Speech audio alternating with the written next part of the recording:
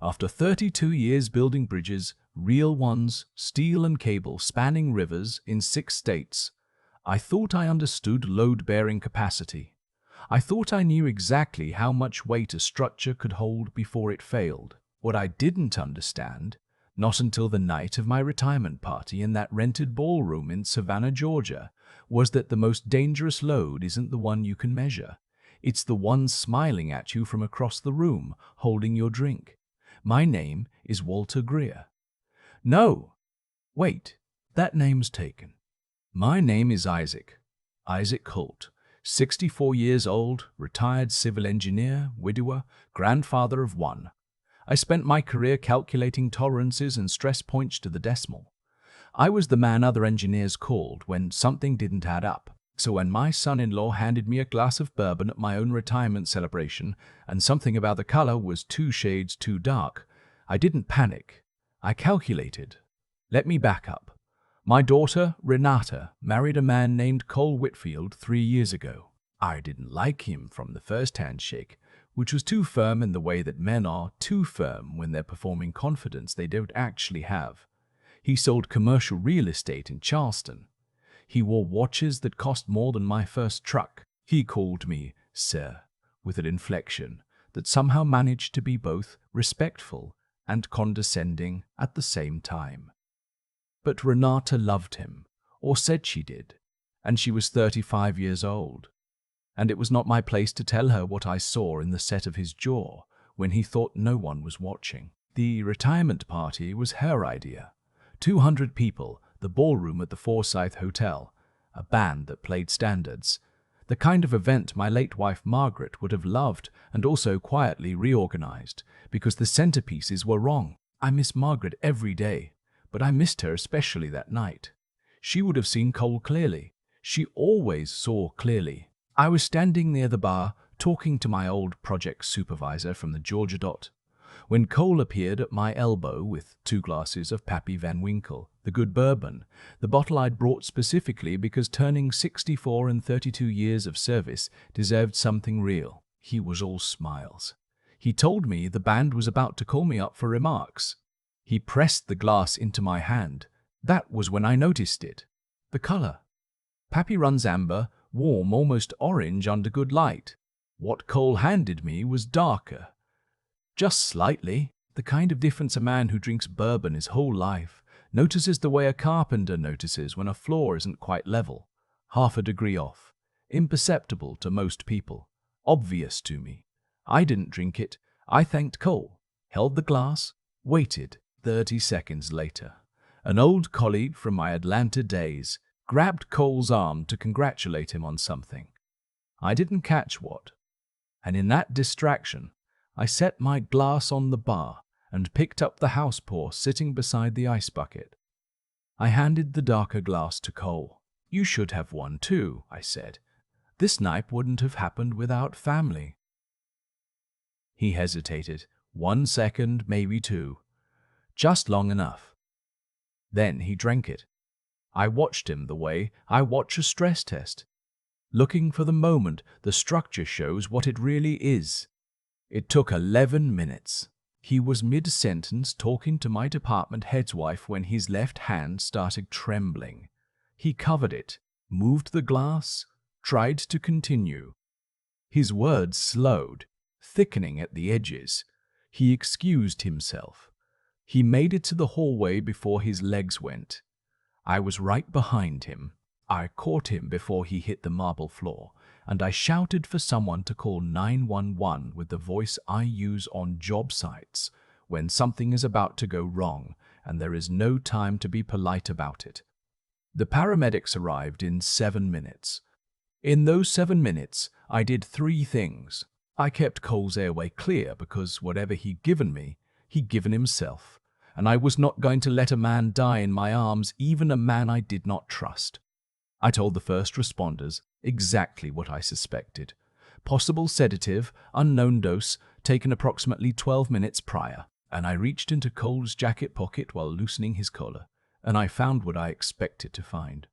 A small folded square of paper, the kind that comes with a pharmacy purchase, or in this case, probably not from a pharmacy at all. I palmed it and slid it into my own pocket. Later, the hospital would confirm it. Zolpidem, the active ingredient in Ambien, dissolved into the bourbon at approximately 4 times the therapeutic dose. In a man my age, with the mild heart irregularity I'd been managing for 2 years, that dose wouldn't have killed me. It would have dropped me, disoriented me, made me look like a man having a cardiac episode. Or worse, a stroke. The kind of thing that happens to men my age at parties when they've had too much to drink and too much excitement. Renata arrived at the hospital 40 minutes later. She found me in the waiting area, composed, sitting with my jacket on my knee. She found her husband in a treatment bay, which confused her. She looked between the two of us, me seated and calm, Cole horizontal and monitored, and her face went through 5 expressions in about 3 seconds. "Dad, what happened?" "They said Cole collapsed." "He did," I said. "I'm fine." "But why is he?" "Sit down, sweetheart," she said. I told her I had switched the glasses. I told her Cole had put something in my drink. I watched her face for the thing I was afraid of seeing, which was doubt. I saw it. Not a flood of it, just a trickle. Just enough. She loved him. People who love someone don't immediately believe the worst. I understood that. I didn't take it personally. What I took personally was what happened next. The detective assigned to take my statement was a woman named Pruitt, mid-40s, sharp eyes. She listened to everything I said, looked at the paper packet I'd recovered, and told me they'd test it and be in touch. Standard procedure. Then Cole's parents arrived. His mother, a tight-lipped woman from Hilton Head named Eleanor, and his father, Raymond Whitfield, who was a retired corporate attorney and knew exactly which words to say and in which order. By the time Raymond was done talking to Detective Pruitt, the atmosphere in that waiting room had shifted. I watched it happen the way you watch weather change over water. Cole was the victim. I was the elderly father-in-law with a documented heart condition who had perhaps, in his confusion, gotten the glasses mixed up. Raymond didn't say any of this directly. He didn't have to. He just asked the right questions. Gently, with great concern for everyone involved. Renata didn't hold my hand on the drive home. That was the moment I understood the full shape of what I was dealing with. I didn't sleep that night. I sat in my study, the one in the house where I'd raised Renata, where her school photos still lined the hallway in order from kindergarten through college graduation, and I did what I do when a problem needs solving. I mapped it, not on paper. In my head, the way I've always solved problems, by building the structure until I can see where the load is concentrated and where it's likely to fail. Cole was in debt. I knew this the way you know something that hasn't been confirmed yet, but all the data points in one direction. The watches, the lease on a car that made no sense for a man whose commission income fluctuated, the way he'd asked me, twice in the past 18 months, about refinancing options for a friend. Nobody asks their father-in-law about refinancing for a friend. What I needed to know was how deep it went and what he thought he could get from me. My estate was not complicated. I had the house in Savannah worth approximately $800,000, a rental property in Augusta I'd owned for 20 years, my pension from 32 years of state service, and my investment accounts, which my financial advisor at Edward Jones had managed carefully and which had grown over decades of modest and consistent contribution to just over $2 million. Not a fortune by some standards, enough to be worth killing for, apparently. 3 days after the party, I drove to my attorney's office. His name is Perry Oldcroft, and he's been my lawyer since I bought my first piece of property in 1991. I told him everything. He didn't react dramatically.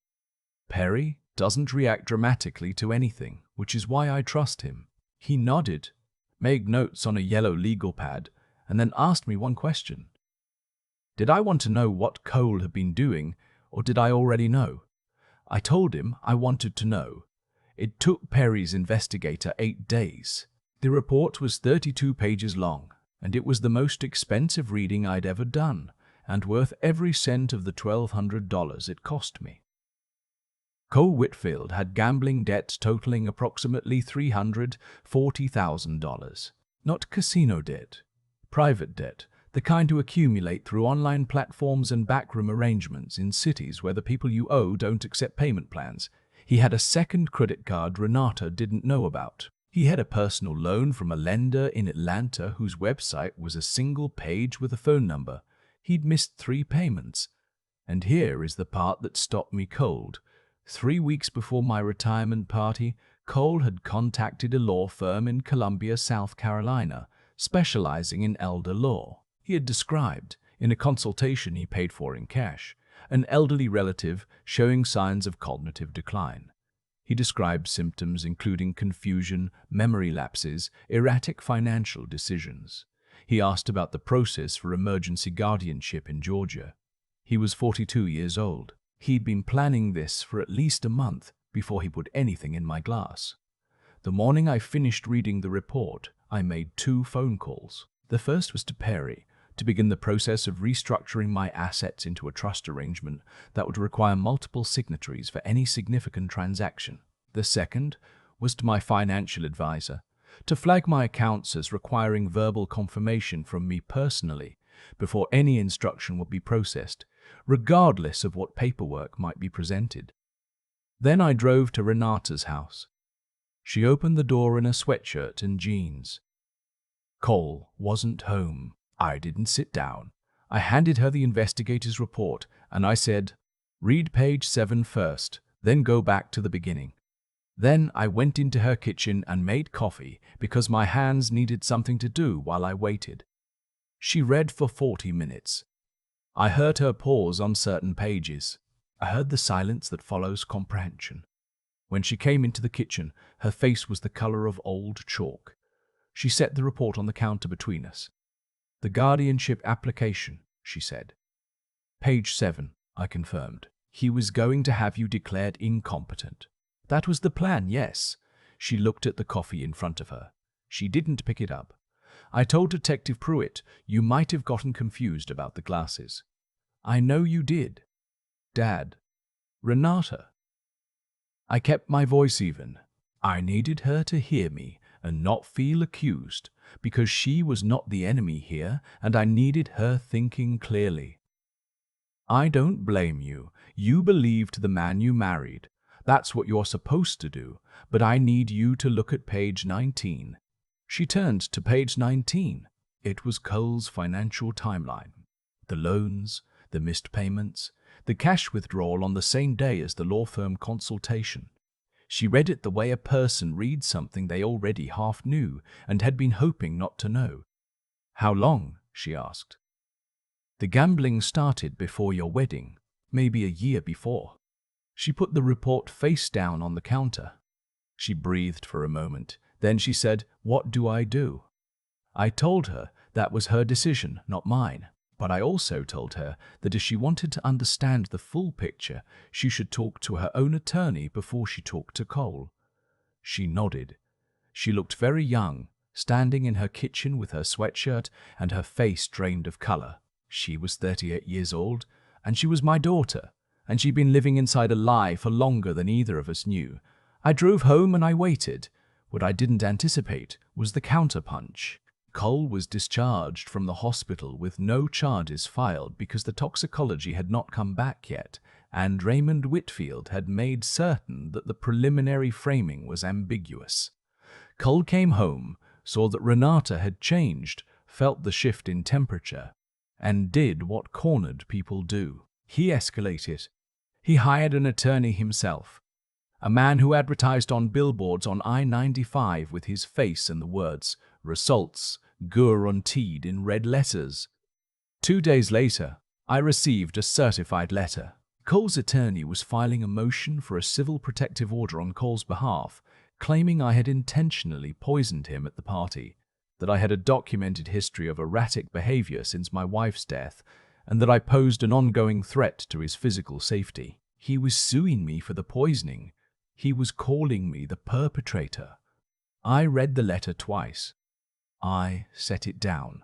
I poured myself a glass of water, and I stood at my kitchen window looking at the live oaks in my backyard, the ones Margaret had planted the year we moved in, the year Renata was 7. I thought about the fact that I had spent 32 years making sure structures didn't fall. I had never once built something that couldn't be inspected, verified, documented from foundation to crown. Cole had made a fundamental error.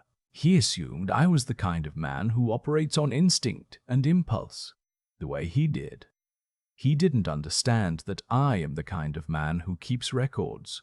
I had kept records. The pharmacy packet I had recovered from his jacket. The investigator's report. Perry had already submitted the original police report and my sworn statement. I had the receipt from the bourbon purchase proving the bottle was sealed when I brought it. I had a photograph I'd taken. Because I photograph everything, it's a professional habit I can't break. Of the 2 glasses on the bar before Cole handed me mine, time-stamped from my phone. You can see the color difference if you know what you're looking at. More importantly, the toxicology had come back. Not just mine. Cole's. The hospital had run a full panel on both of us as standard protocol for suspected poisoning. Both panels showed identical compounds.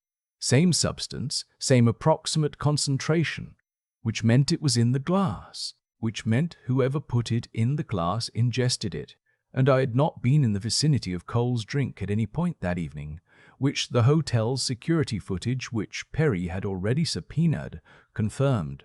Detective Pruitt called me on a Thursday afternoon. Her voice was different from the night of the party, more direct. "Mr. Holt," she said, "I need you to come in." I went in. I brought Perry. We sat in a room that smelled like burned coffee, and I answered every question she asked. At the end, she slid a printed photograph across the table. It was a still from the hotel security camera, a high angle looking down at the bar. In the image, Cole was standing with his back partially turned to the camera, but his left hand was extended over one of the glasses. The hand was not holding the glass. The hand was open, palm down, fingers slightly curled. "Do you know what this is?" Pruitt asked. "That's a man dissolving something into a drink," I said. She nodded. "We're requesting a warrant this afternoon." Cole was arrested on a Friday. The charge was criminal administration of a controlled substance with intent to harm, which in Georgia is a felony. Raymond Whitfield showed up at the precinct within the hour. It didn't matter. The civil suit Cole had filed collapsed the moment the warrant was executed, because his attorney withdrew faster than I've ever seen a man in a billboard suit move. I was at home when Renata called me. She was crying, but it was not the helpless crying of someone overwhelmed. It was the harder kind, the kind that comes when a structure you've been propping up for years finally comes down and you're exhausted from the effort and relieved and devastated at the same time. "He's been arrested," she said. "I know. He called me from the jail. He said to tell you he's sorry." She paused. "He's not sorry. He was asking me to post bail." "What did you say?" I hung up. I closed my eyes. "Good." She filed for divorce the following Monday. Her attorney was a woman named Sandra Park, who had the reputation in Savannah of being thorough and extremely unpleasant to opposing counsel, which I considered exactly the right qualification for the situation. The civil proceedings took 8 months. Cole pleaded guilty to reduced charge. The DA offered it because Cole's attorney eventually agreed to cooperate on documenting where the Zolpidem had come from, which led to a separate investigation I was not directly involved in, but followed with interest. He was sentenced to 18 months in a minimum security facility in Jessup, Georgia, plus 3 years of supervised probation, plus restitution. He would serve 11 months before release. He would never be a factor in my life again. What took longer was everything else. The gambling debts did not disappear because Cole went to jail. His creditors were not the kind of people who file paperwork in probate court. 2 weeks after his arrest, Renata's car was keyed in her parking garage. A week after that, she received a phone call from a number that traced to a prepaid phone asking when she intended to settle her husband's account. She told me about both incidents immediately, which I was grateful for, because it meant she was done protecting him and done protecting herself from the truth of what she'd married into. I handled it the way I handle any load-bearing problem. I transferred the load. I had Perry contact a man he knew, a retired federal marshal who now worked private security and had a particular skill set related to negotiating with people who operate outside the legal system. I am not proud of this. I will say that no laws were broken, as far as I know, and that the man Perry introduced me to made one phone call to one person in Atlanta, and after that, Renata's phone stopped ringing. The amount it cost me to make that happen was less than Cole's monthly watch budget, and I would pay it again without hesitation. The house in Savannah sold 8 months later, not because I had to sell it, but because I walked through the rooms one afternoon and realized that what I felt was not comfort or memory. I felt a woman's absence in every room, and I felt the ghost of a threat in the hallway where I'd imagined Cole's lawyers presenting documents, and neither feeling was compatible with the place I was supposed to call home. I bought a smaller house in Bluffton, single story, good light, a screened porch that looks toward the water. My grandson, Renata's son from before Cole, comes on weekends sometimes. He is 9 years old. He builds things out of whatever he finds: sticks, cardboard, rocks from the driveway. He explains his structures to me with complete seriousness, and I listen with complete seriousness, because that is the correct response to a person learning how things are built. Renata is seeing a therapist twice a week. She went back to the nursing career she put on hold after the marriage, taking a position at a medical clinic in Paula. She is tired in the way that people are tired when they are rebuilding something from scratch, which is a different and more productive kind of tired than the kind that comes from carrying weight that isn't yours. She doesn't talk about Cole much. When she does, she's clinical about it, the way you talk about a bad investment after you've absorbed the loss and moved on. I restructured my estate completely.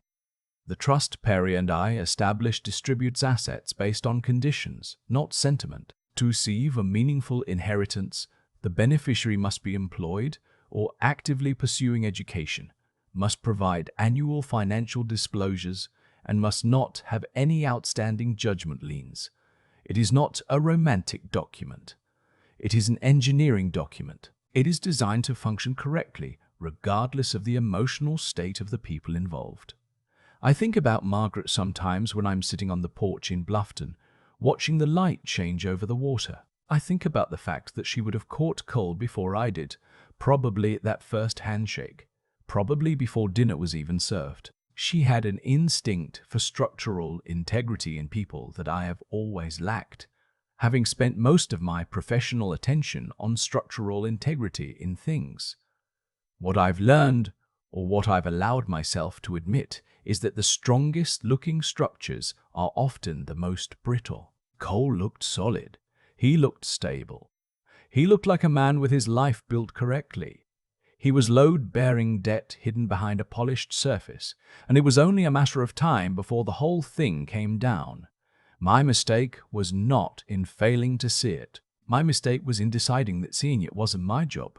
My job now is simpler. I sit on a porch. I watch my grandson build things.